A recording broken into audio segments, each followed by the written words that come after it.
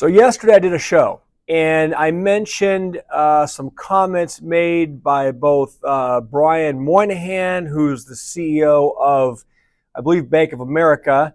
I also mentioned some comments made by a Fed Chair, Jerome Powell, during the press conference yesterday that the Federal Reserve held. Both of those guys came out. Moynihan said, look, despite what some of the statistics say, we're seeing strong spending on our side. Powell came out and said, look, we really don't want to overestimate or give too much credence to the consumer sentiment reports and surveys where the consumers say that things are really not looking too good, right? So on the heels of both these guys coming out basically saying, look, consumers really don't know what they're feeling. Disregard the fact that they're paying more for everything and have been now for many years as a result of the inflation that we were all told was initially going to be transitory. Remember that? So today I see a story. I'm just going to share one story with you that was released this morning. And this was earnings from Darden restaurants. And it's an article from CNBC. Again, love to have your comments and your thoughts on these things. But, it's sometimes just a real charade when you hear some of these, figureheads literally speak. You just don't understand why there's so much disconnect unless they're just trying to kind of pull the wool over people's eyes.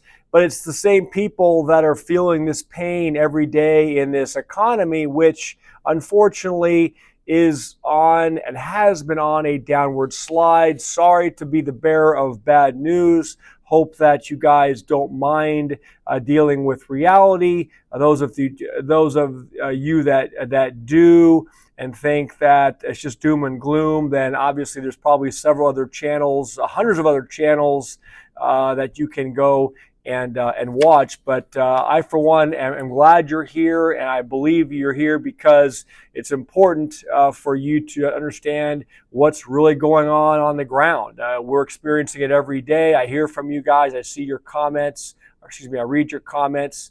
And so this is Darden Restaurants, all right? Sales disappoint. Now, Darden Restaurants, if you don't know, they own the Olive Garden chain of restaurants. Olive Garden is a very, let's say, medium range, kind of mass-produced Italian kitchen type thing. It's a sit-down restaurant. I think they have the all-you-can-eat salads and things of that nature. They are geared towards Italian dishes, breadsticks, pasta bowls, things like that.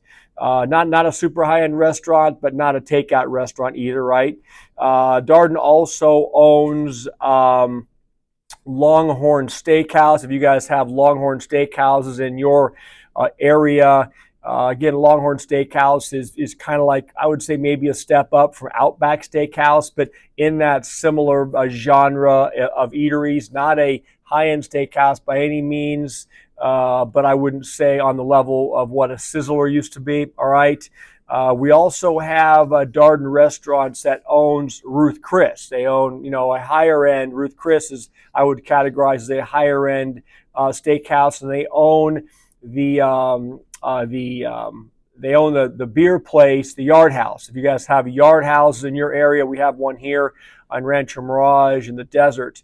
Fairly decent place, big bar area. Anyway. Darden Restaurants comes out today, and listen to this. On Thursday, reported weaker than expected sales as Olive Garden and Longhorn Steakhouse underperformed analysts' projections. Shares of the company, it says, were up in pre-market trading. Here's what the company reported compared with what Wall Street was expecting based upon a survey of analysts by LSEG. Earnings per share, $2.80. Adjusted versus $2.79 expected.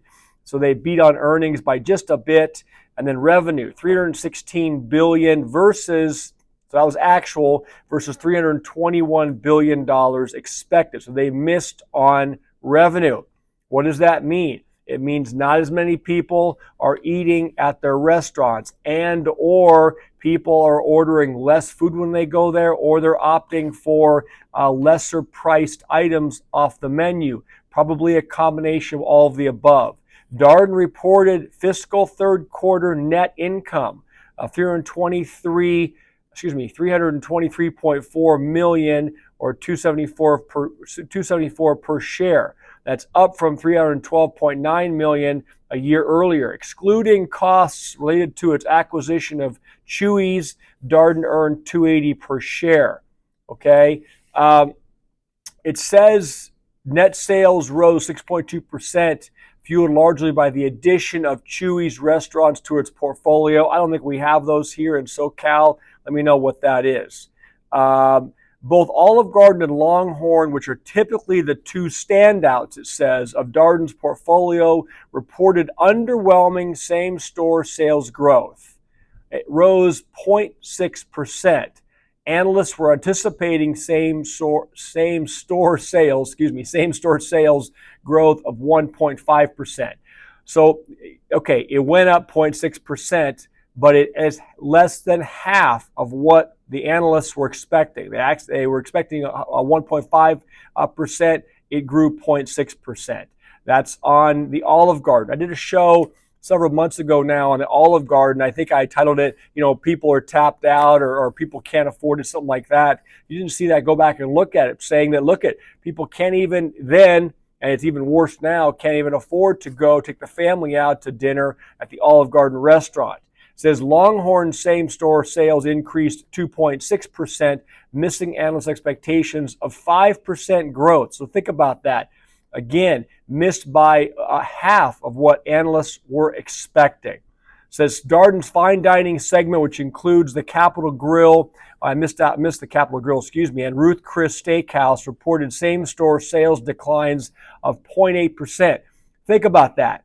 0.8% decline. We had a little bit of an increase in Olive Garden and in the steakhouse, Longhorn, but decline in what I would categorize as the higher end restaurants that Darden owns. Okay, both Ruth Chris and Capitol Grill. What does that say to you guys? Again, let me know if you think I'm off base here. What that says to me is that the segment of the population that do have the wherewithal and do have the income to spend going out to a $200 or $300 or $400 meal are not spending that money right now. Okay, I've covered this on the show in the last few weeks as the stock market was dropping, saying, look, this flows downhill. People with money will pull back when they start to see the value of their stock portfolios drop by 5-6% in a single day. And again, this is data from last earnings period, but still, it shows to me that even the let's say wealthier segment of the consumers are not spending money as much eating out. Okay, and it says the last segment of Darden's business, which includes Cheddar's, Scratch Kitchen, and the Yard House, saw same-store sales shrink 0.4%. For the full year, it says Darden reiterated its forecast for revenue of $12.1 billion, narrowed its outlook for adjusted earnings from continuing operations. Okay, so again, narrowing the outlook is we could be in for a bit of a bumpier ride. Don't be surprised, analysts, if we do not meet your revenue expectations. Okay. So I will leave it there today. Darden restaurants, again, people are priced out. They're not going out to eat as much. And maybe it's, you're saying, well, Matt, you're kind of preaching to the choir, or we all knew that. But when you see this news release, and it was current story from today in CNBC, it just drives the point home that despite what the CEOs of the banks are saying, and the Fed chair and the other federal presidents are saying about the underlying strength of the consumer, I think we have to question that narrative and look what's really going on. Again, love to have your comments and thoughts. Thanks for hitting the like button, subscribing to the channel if you're not subscribed. Let's keep growing. Talk to you soon. Bye.